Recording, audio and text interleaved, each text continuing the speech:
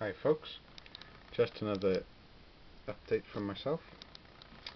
I've been sort of hot and cold over the last week, I would say.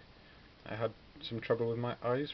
I'm not sure because of painting or something separate, but it's definitely been a bit tricky to paint. I've had trouble concentrating and lots of headaches and things, but I'm getting new glasses, so hopefully that'll shake things up a bit and I can get back to it. Or maybe just a proper rest is necessary. So I'm not overdoing it, let's just say that. I've finished this unit on the left. Hope those are coming out fairly clearly for you. I've just gone in with tea leaves for the base. They're a unit of Victrix 28mm obviously. Old Guard chasseurs rather than the Grenadiers. I haven't gone in with the sort of grass and things yet, and I've yet to seal down the tea leaves, but I have found the tea leaves are a very good material for basing up a large unit. It just fills the gaps and things. But I just use PVA and dunk them, but you definitely need to go back in then to seal it and well, paint it brown if you wish. But it's a really cheap and cheerful method, and it is a very nice texture that can take some dry brush, but obviously it needs to be sealed then for the dry brushing. I like these firing poses on this unit. So I've got the first rank largely firing, and at the back there you can see people reloading and things. The other unit I made with this box, they're all in marching poses. The only thing that I find a bit funny in a 24-man unit is that just because it's an even number, that's six bases, the command unit isn't central, which knocks on the OCD a little bit. Like say now if we had a 5-stand unit of 20 say, it would be nice and central there. It would just be a very nice looking unit. 4, 8, 12, 16, 20. Yeah, it would be spot on, but the 24-man units, they've got to be off centre. I think there are ways of getting around it. You can sort of split your command base, I suppose, half and half between them. It's not massively important, and I think you measure from the middle, don't you, from for all your black powder measurements and things. It's not been a unit I've enjoyed, I would say. Just a unit I've sort of managed to get out and done, but the poses are quite nice and I'm fairly happy with them. Haven't even bothered with the harvest axe on those. Just gonna base them up and just another unit for the big battles, I think. Now these figures are commissioned for Graham. They're 7 Years War Grenadiers from Eagle Figures. I'm not a massive fan of them myself. I'm not really into the 7 Years War at all, so I've had to do quite a lot of research for uniforms and things. So far I've just done the skin and the sort of scarlet of the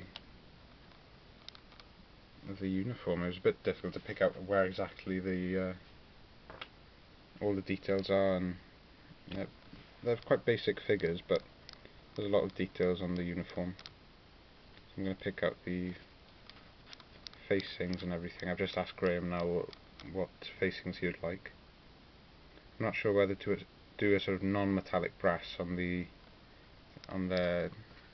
They're not bear skins, are they? They've got like a heavily metallic plate on their. I'm not sure if you'd call it a shack or either. I'm sure someone will correct me. But yeah, that needs to be done in sort of brass, but I'm not sure whether they'll go full metallic or just non-metallic. Lots of work to be done on those, but I'm just doing them as one big batch. And then I'll base those on the same as I've done my my Napoleonic stands here now, 4 to a base. I thought these were 40 by 40, but I think they're slightly wider. Perry liked to supply slightly wider ones because you could really cram on 6 figures to a base. I think that's what they like to do when they're playing their rules, or perhaps black powder. At least that's what's suggested in the pamphlet that comes with them. Oh sorry, the Perry pamphlet. And then in the corner I've got the last 3 of the Breton Knights, and they're all painted up, but I need to base them. And yeah, that is about it for the moment.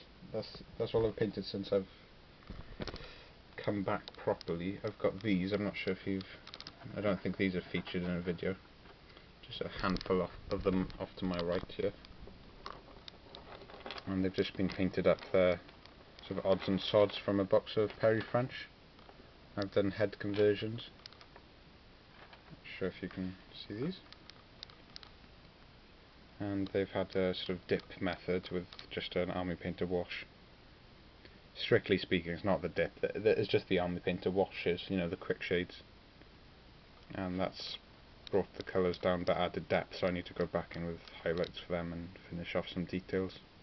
So you can see here's one of the head conversions. A lot of them I've done in the fatigue caps. And I think this guy's is one of the grenadier heads. Sorry, it looks awful. When they're not highlighted, they just look a little bit shabby. But yeah, that's the beginnings of another unit. The reason I haven't got any great coats in there is because I'm peeling them off for a separate project, and they're going to be the retreat from Moscow. I know it's there might be some gloss from the light here, but perhaps you can see all the collected French and greatcoats there. And I'm going to be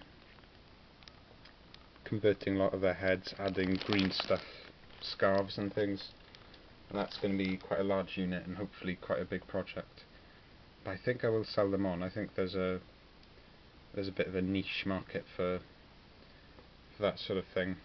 Perry do a retreat from Moscow range, but I've not been able to locate it on the website. I've seen them before, and I've seen them reviewed and things, but I just couldn't navigate. I'm not sure if they're an off branch of, you know, if they've got a different range just for the retreat to Moscow, or if they've been withdrawn to fix the moulds or something like that. Off to the right here, the very last thing, I won't hold you too long, I've picked up some Sharps rifles. These were ready painted, which is always nice. There's some duplicates in there, but I don't think that matters too much. The only one I'm going to paint strip is the officer, and I'm going to paint him as a sort of sharp type figure. And they weren't based at all. There's a bit of an odd purchase. I think it was just an unfinished project for someone, and they definitely need some skin highlights, a wash. I'm not really happy with the dark green jackets they're in either, so I might go over, but at least some aspects are painted, so I can slap them down on the table as well. But yeah, I might not be painting much in the next couple of weeks. I just need to give my eyes a bit of a rest and sort out some new glasses. But yep, that's it from me from now, folks, and I'll catch up with you again soon. Ta-da.